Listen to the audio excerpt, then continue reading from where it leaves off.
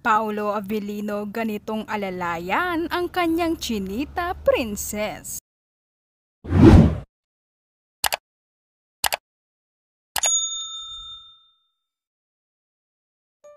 Paolo Avellino todo alalay kay Kim Chiu.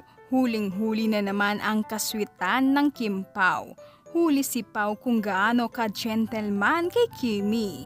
Ang naturang video na ito ay kung saan nagpapakuha silang lahat ng larawan. Makikita nakaupo ang Kim Pao nang matapos na ang group photo nila ay si Pao ay hinawakan ang kamay ni Kim na todo alalay siya sa pagtayo ni Kimi.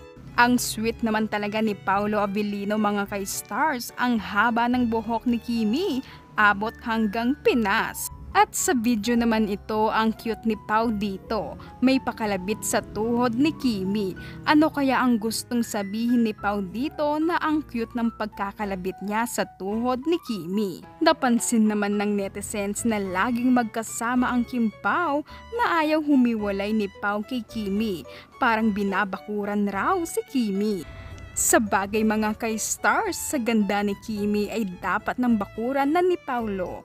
Baka may umagaw pa sa jowa ni Paolo Avellino.